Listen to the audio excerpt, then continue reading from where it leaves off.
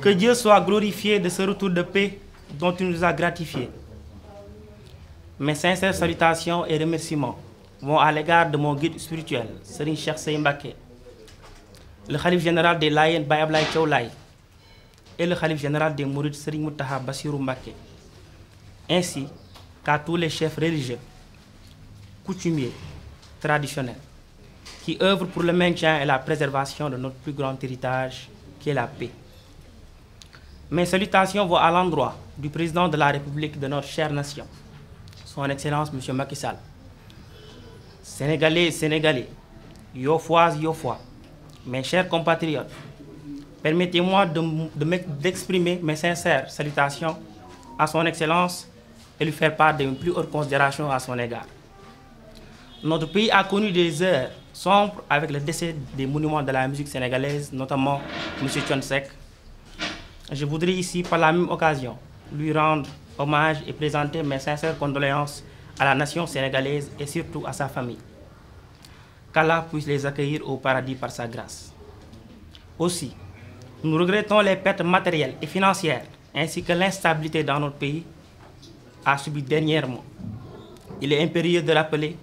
que notre Sénégal aborde fortement les actes de violence et de crimes, car connu comme un pays d'une exemplarité internationale dans la paix et la cohésion sociale. Cette crise est sans précédent et nous prions à Dieu que celle-ci soit la dernière. À mon nom personnel et au nom du mouvement pour la refondation des valeurs, dont j'ai l'honneur de présider, j'invite, j'appelle et je prie à tout fils du Sénégal de participer activement à la préservation de la paix et à la solidarité. Mes sollicitations vont à l'égard de Son Excellence M. Macky Sall, dont le dernier discours à la nation, à l'intention de la nation, nous a tous alertés car renouvelant sa confiance et promesse à l'égard de la jeunesse sénégalaise. Cet appel est entendu par la jeunesse et doit être matérialisé par une large concertation des différentes organisations et structures de jeunesse pour évacuer définitivement les problématiques liées à l'emploi des jeunes. Son Excellence M. Macky Sall, président de la République, plus que nous demeurons attentifs et enthousiastes à l'exécution de vos promesses citées, c'est tout ce que la jeunesse sénégalaise soif de meilleures conditions de vie attend de vous. Le MRV s'inscrit dans cette logique. Nous sommes prêts à participer à ce dialogue nécessaire pour aborder et consolider notre démocratie et ensuite permettre aux jeunesses de participer à l'élaboration des solutions exclusives de leurs problèmes. Nous attendons avec vos discours très engagés des mesures concrètes et efficaces à l'égard de la jeunesse. Vous êtes le père de toute une nation et elle qui compte sur vous, et vous comprenez, Monsieur le Président, combien de votre rôle est essentiel pour redonner à la jeunesse sénégalaise toute sa souveraineté et sa force. Par ailleurs, j'emprunte la voix de tout jeune Yofois, de tout habitant de la commune de Yoff, pour vous exprimer, Monsieur le Président, que Yoff souffre de la mauvaise gouvernance de son maire Abdoulaye Diouf Sarr. Aucun Yoffois, aucune Yoffoise ne se sent de la présence d'une autorité compétente dans cette commune, car la précarité et la pauvreté qui sévissent dans ces zones sont indescriptibles. Pourtant, nous ne demandons que le nécessaire à celui qui nous sert de maire. Les jeunes ont perdu espoir à lui, les bourses d'études se raréfient de plus en plus, l'absence quasi totale d'une politique d'accompagnement dans le secteur de formation et de profession. La politique est appelée à être inclusive, à défaut elle est nulle. Monsieur le Président, permettez-moi de vous rapporter que M. Abdoulaye Diouf Sarr a développé une marginalisation incroyable dans sa politique, en reléguant les personnes à mobilité réduite, nommément les handicapés, qui ne bénéficient d'aucune mesure d'accompagnement. Le chômage gangrène notre commune et l'équipe actuelle ne propose aucune alternative à toutes ces difficultés. La pêche, qui représente une part très importante dans le quotidien des Yofois, voit une régression chaque jour et qui accentue la difficile routine de la population. Les structures les plus indispensables sont reléguées au second plan par notre maire. Les prises de soins dans les hôpitaux laissent à désirer. Il faut aussi dénoncer l'absence de postes de santé à Ouest Foire et de marché. Sur toute cette zone, inaccessibilité de l'eau à Terme Nord. D'ailleurs, l'appel récemment célébré avait bien besoin des infrastructures comme le préau Layène. Monsieur le Président, Nous avons une demande légitime.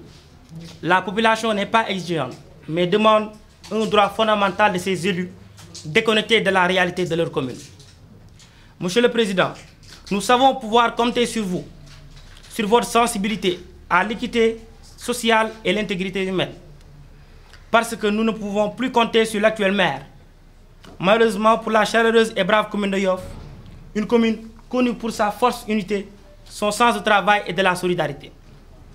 C'est peut-être le cumul de postes de sa part, c'est parce qu'il est ministre et maire en même temps qu'il n'arrive pas à exécuter convenablement ses devoirs de maire, au point de n'avoir le temps de soulager le mal des Yoffois, qui aspirent à la décence, au soutien et à la résolution des problèmes urgents. Nous recommandons fortement au président Macky Sall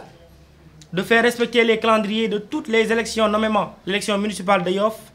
rêve d'un nouveau souffle, d'un nouveau départ, d'une bonne gouvernance, d'un maire proche d'eux et permanemment à l'écoute. Nous prenons notre mal en patience et prions qu'Allah veille sur le peuple sénégalais et préserve la stabilité dans notre pays et dans le monde. Nous ne pouvons pas terminer sans pour autant remercier le collectif pour la défense des intérêts de Yoff, qui défend très bien les intérêts de Yoff.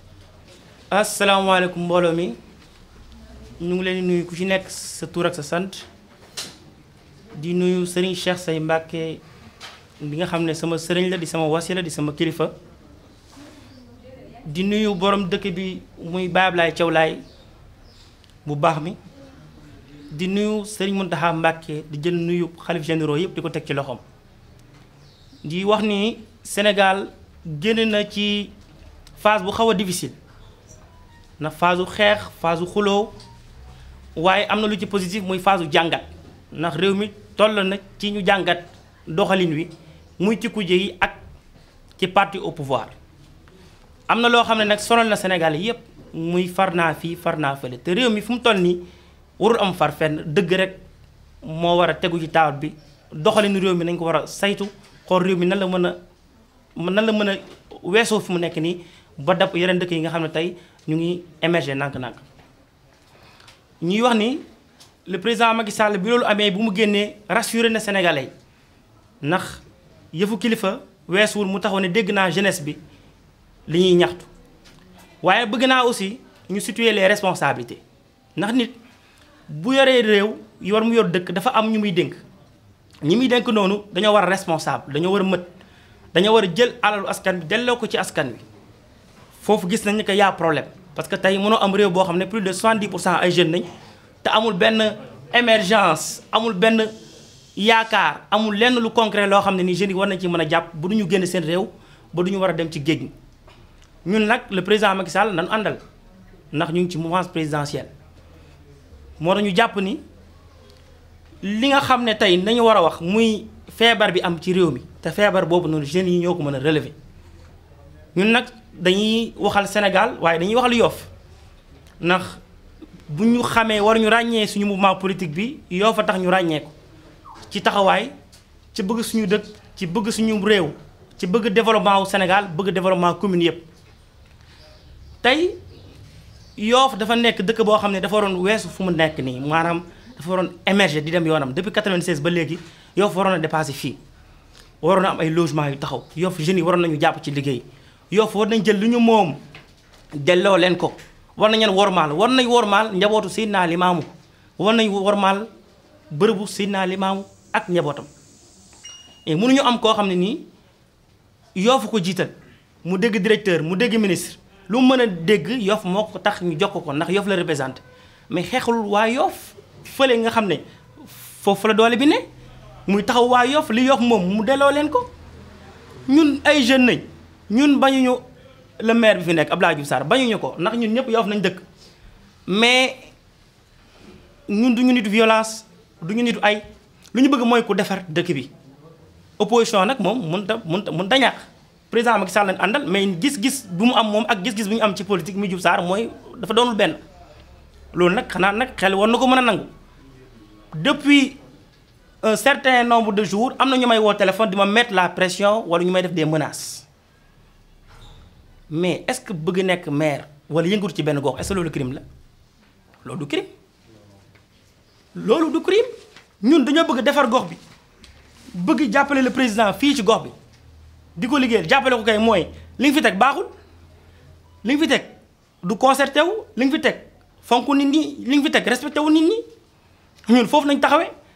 bañuñu ci dara ndax dëgg nañ àndal ku lu xaq wala kaana mu ren ay jeunes nañ bëgg réew mi bëgg Yoff fonk Seydina Limamou gëm tradition wu Yoff tey le président a tout donné à Yoff parce que jël doomu Yoff dugal ko ci gouvernement bi il est maire il est ministre il a des mécanismes nañ gestu askan wi jàppale askan wi dimbale askan wi. Je ne parle pas de Mamadou Gueye je ne parle pas de Habib Mboup je ne parle pas d'individualité je parle de manière générale nañ jàppale doomu Yoff li gën a métti ci dëkk mooy nga nekk ci commune yow jàppoo ci dara ba pare amoo yaakaar xam nga loolu dafa métti bu fekkoon ne jàppoo ci dara sax ba pare nga am yaakaar mais jeunes yi jàppuñu ci dara te amuñu yaakaar léegi nag moo tax comme que ñun président dañu jàppale ne ci moom financement yi ñu tudd bëgg nañu mu yegg si Yoff information yi président war am biir Yoff mooy que Yoff va mal muy ko Yoff bañuñu le président mais ñi koy représenté la nit ñi mënul déglu nañ mënul supporter ndax doxaluñu réew mi doxaluñu gox bi ni mu war a doxee li may wax ni du waxu Mamadou Gueye nañ yónni y a des services de renseignement am na ñu fi nekk nañ leen yónni ñu ñëw xool mais y a absolument rien à Yoff pas d'infrastructure stade parewul préau laa yéen parewul nappkat yi sonn nañu kenn di leen déglu kenn du leen respecté kenn boolewu leen ci dëkk bi kenn boolewu leen ci dëkk bi mënuñu nekk dëkk boo xam ne nag pose première pierre rek di xaar inauguration élection jot loolu dañ cee sonn lu ñu bëgg mooy nañ jël li askan bi moom ñu delloo ko askan wi commune yi sonn nanu commune bu Yoff moom sonn na moom commune bu Yoff sonn na moo tax nag ma bëgg di woo bépp doomu Yoff bépp doomu Sénégal mais Yoff laay woo wax leen ne dinañ am fulla am fayda yokk jom yokk fulla yokk fayda Yoff dëkk boo xam ne dëkk bu diñ la nit ñi gëm nañ seen bopp fonk nañ seen bopp xam nañ ñooy ñan guruñ toll nii politique gu dëgg moo fi am ak politique gu defar gox bi jàppal ma jàpp moo am ci réew mi bu ñu nangu kenn ku ñu utiliser jox ñu sandwich jox ñu t-shirt après ñu dem votel ko loolu moo war a jeex dañu war a toll réew boo xam ne ku ci nekk yaa war a contribuer parce que nit ku nekk am na lu yàlla def si yow mu deful ci keneen yàlla du maye nit lépp nañu jël def lépp de manière collégiale ñuy dégloonte xool li dëkk bi bëgg ñu def ko je vous dis en 2014 nañ ko fal fii Abdoulaye Diouf Sarr aujourd'hui nous sommes en 2021 mandat am 2019 la jeex ku la deful dara ci 5 ans nan la mën a defalee dara mën tande c'est-à-dire tey bu jugoon pour defar gox bi defar na ko ñun nag tant que ñu ngi politique dinañ wax suñu àqulaay taala duñ ci tiit duñ ci ragal duñ ci dellu ginnaaw ñi nga xam ne ñu ngi may woo nañ bàyyi woote yii médiation bañ ma ko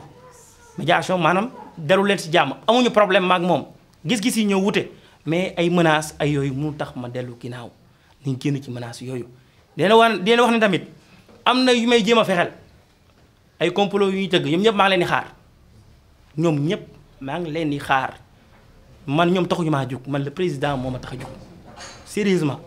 ñi ci nekk di comploter di woote nañ ko bàyyi maa ngi leen di xaar lu ñu indi rek fii nañ may fekk